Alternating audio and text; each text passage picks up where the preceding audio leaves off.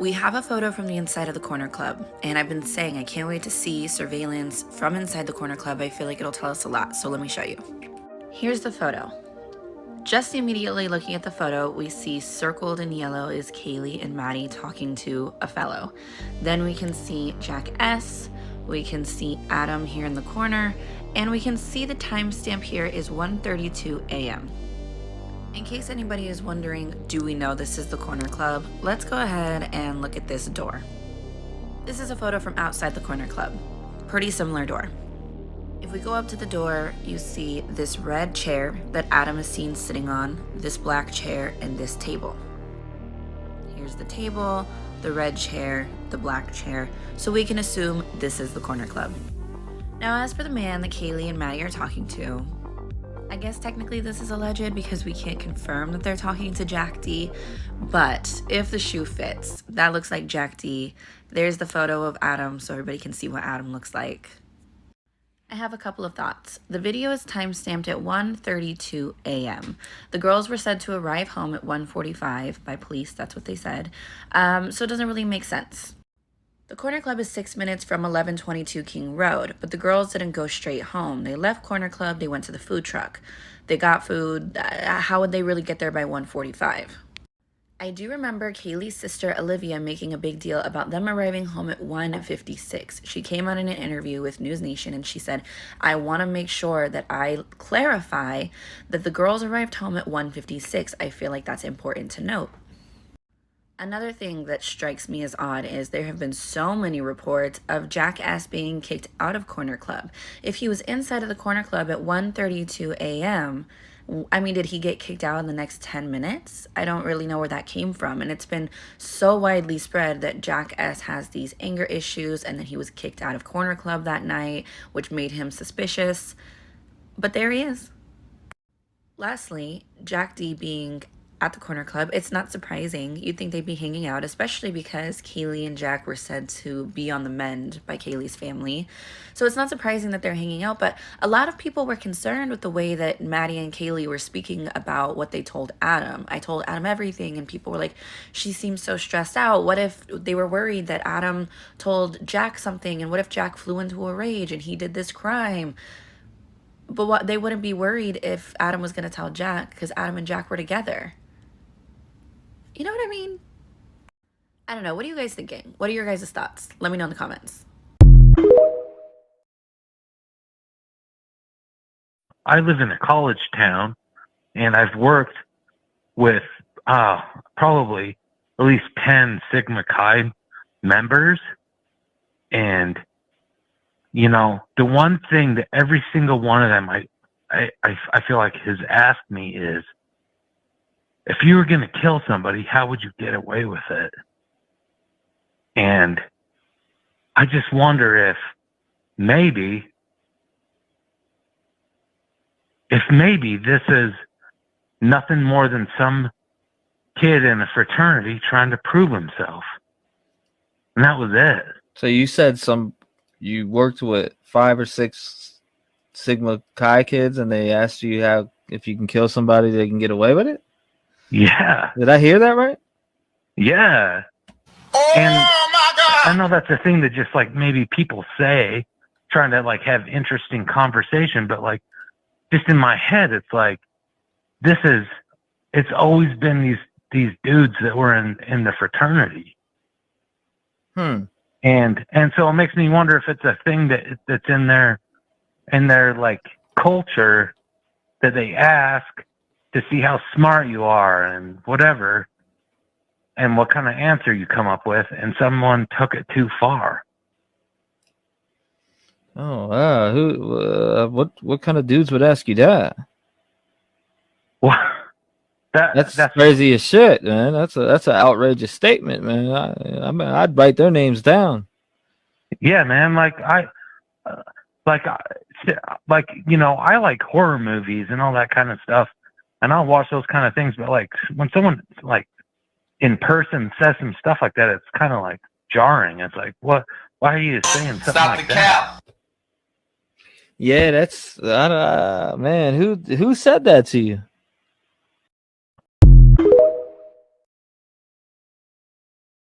and keep moving because the lines are full. So 517, how you doing? Where you calling from?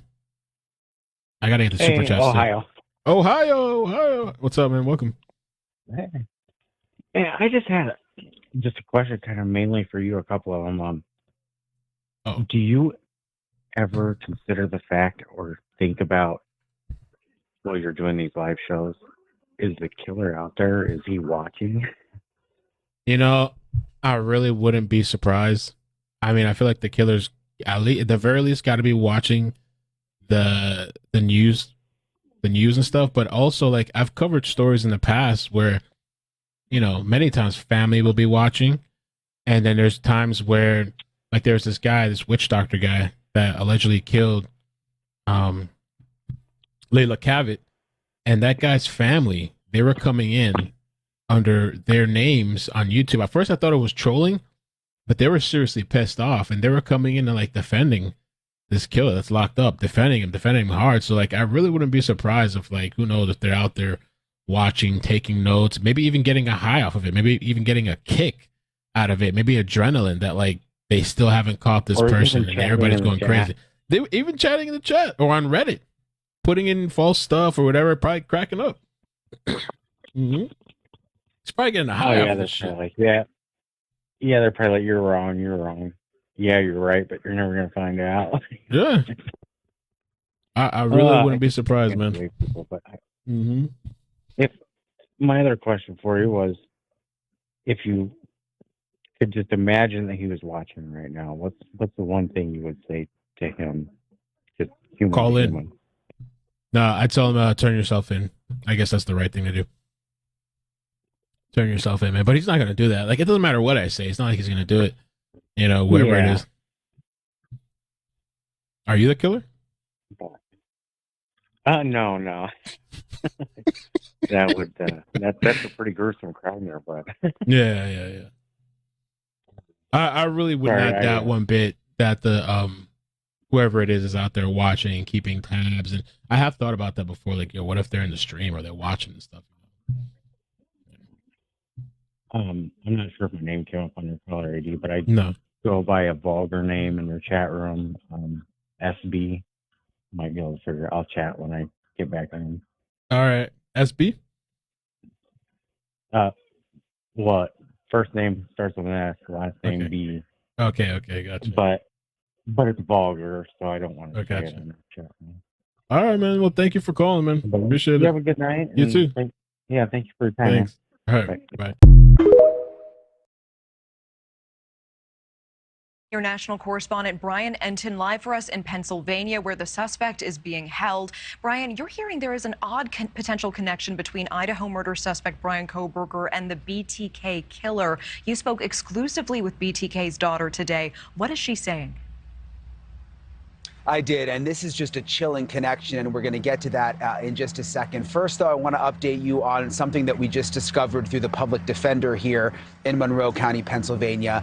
He confirms that Bryan Kohberger's father traveled out to Idaho and then drove in the car with Bryan Kohberger back here to Pennsylvania in mid-December, that they were in the white Hyundai Elantra and that they drove back together here in mid-December, which is very, very interesting because remember that basically the entire country has been looking for that white Hyundai Elantra, and now that we know that they were together in the car driving back here to Pennsylvania where this whole thing ended. But back to that chilling connection, Bryan Kohberger's professor here in Pennsylvania, professor of criminology, actually wrote a book on the serial killer BTK and interviewed him extensively. They have an intimate relationship. They spoke on the phone and had in-person interviews many, many times. And she actually wrote his autobiography. And now BTK's daughter is speaking to us exclusively about this very, very strange connection. She is wondering whether Kohberger perhaps had a fascination with her father.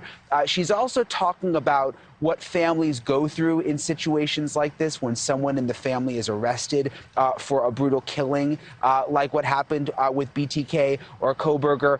Take a listen to what she told us exclusively.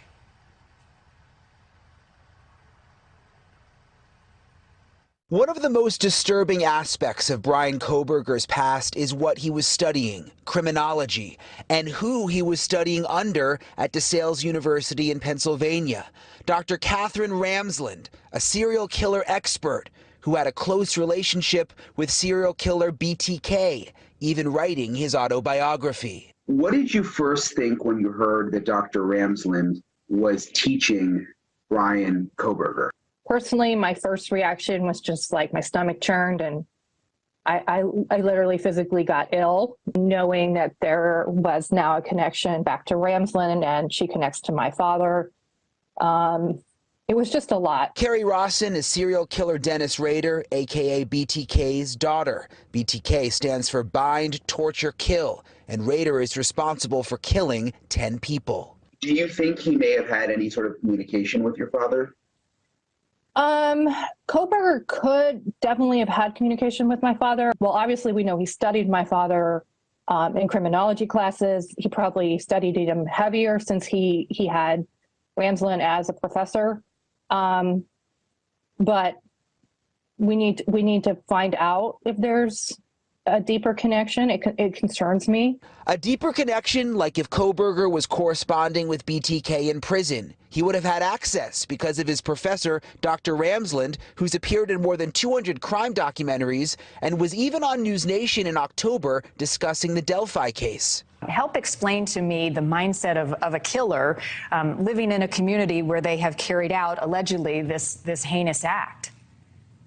Well, if it is the person, the suspect that they have under arrest right now, he was married, so he would have had to have secrets. Dr. Ramsland is known for her TV appearances, but she's not talking now. When I asked her about Kohberger, she responded, "I cannot make media statements about him at this time." For Carrie Rawson, the nightmare in Idaho has now come full circle. I want to figure out how to stop it.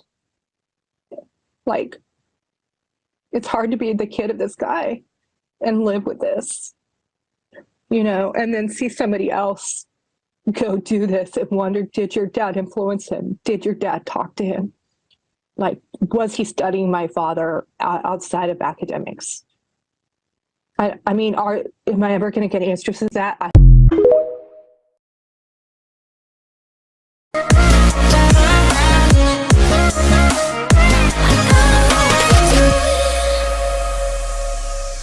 I'm running from my habits like I'm in a race, 'cause I got an ocean full of problems that I can't escape.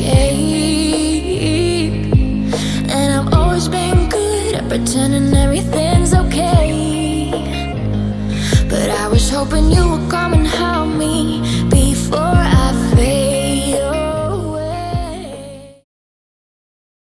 Of Kaylee Gonsalves, Steve Gonsalves. Steve, thank you so much for making the time to be with us today. Just your first reaction to the news that a suspect has been arrested. To me and my family, it feels like the first story that we've had in 7 days, because it really is. You can't even smile when you have this over your head, and it feels like a little bit of weight has been relieved and things are on the right track and we're moving in the right direction.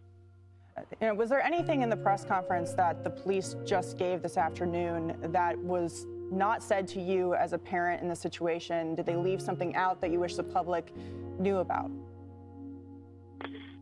The whole struggle of communication and everything has gotten better every step of the way. I want to commend those police officers and everything that they've done, because it has been very difficult to work with all the media, especially me being so vocal. I think it's gotten better, and I really appreciate that they've made some adjustments for our family, and we've noticed those things.